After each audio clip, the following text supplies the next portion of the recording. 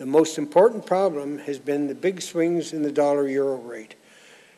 I should say it's not just the dollar-euro rate. It's the dollar-euro rate in the problem in the late 1970s and the early 1980s.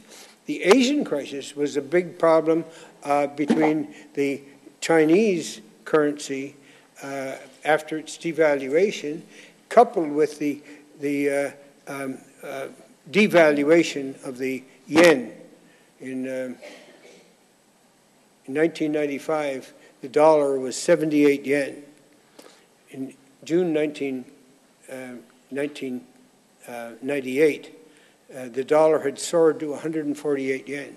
So the yen gone way down, and that huge swing in that rate knocked those countries of Southeast Asia, like Malaysia and Thailand and even Korea, off their fixes and created the major problem here.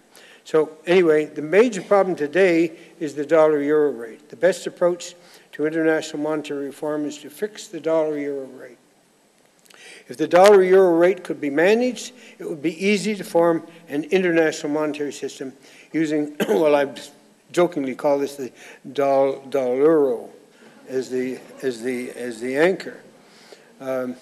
Now, if the dollar-euro rate were fixed, it would be a simple matter for Britain to join the pound to the dollar-euro independently, or itself join the euro area. Because a big argument, a big reason why Britain did not enter into, and go ahead, because they'd start off with a prospect of entering the euro area. The big swings in the dollar-euro rate made it very difficult for Britain, because Britain is half a dollar country and half a euro country.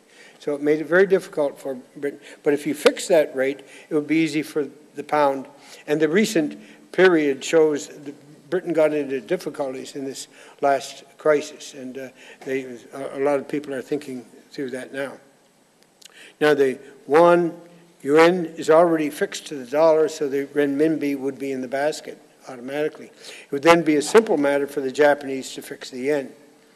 The advantages of fixing the dollar for the euro would be that the Federal Reserve would make fewer mistakes in monetary policy. Under this, it wouldn't be allowed to. There wouldn't be an exchange rate to overvalue or undervalue. Under this system, the exchange rate could not be used as a beggar my neighbor policy.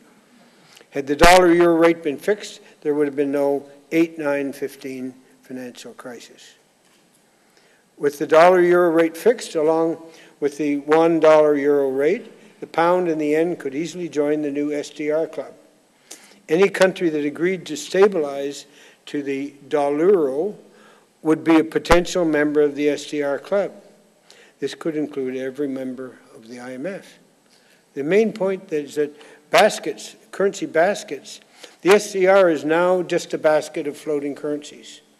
The SDR began it was agreed upon in 1968. It was agreed upon at the 1967 meeting of the IMF annual meeting in Rio de Janeiro. I was there at the time when it was making, and it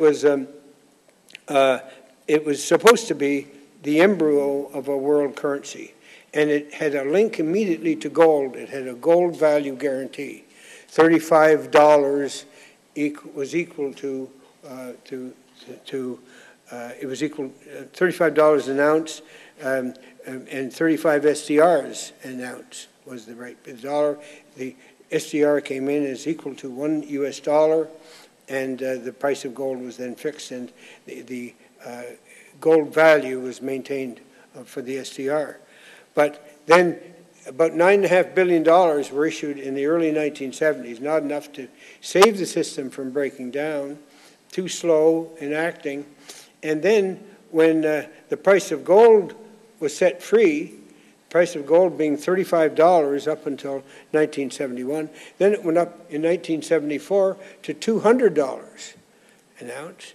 And what that would have meant was that the SDR, with its gold value guarantee, would, instead of $9.5 or $10 billion, would suddenly have valued over $200 billion, and nobody wanted to give the IMF that much power in the system. So it didn't. So it was turned into a basket of currencies. Initially, a basket of 16 currencies, some of which were inconvertible. So when I make the point that the Chinese yuan should be in the basket, the fact that it's inconvertible shouldn't be a problem, because the first basket of currencies had 2 or 3 or 4 inconvertible currencies. So the ECU basket became successful when exchange rates were locked. But basket currencies, you've never been a failure. You've never been a success before. Nobody's used the SDR in any big way before.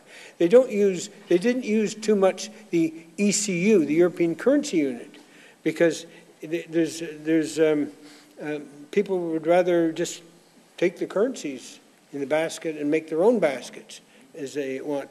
And it's not going to do anything to say, you're not going to get a new international monetary system, say, let's take 4 or 5 countries, let's take the current basket right now is 44% dollars, 34% euros, and 11% each for Japanese yen and British pounds. I've argued that it should be 10, 10, 10 for China, and at the next meeting, the next consideration is in 2011.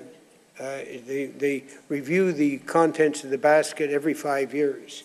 They had the last one in 2006. The next one is 2011, and this I would think it should be 10, 10, 10 for Japan, Britain, and China, and then the rest for the United States and Europe.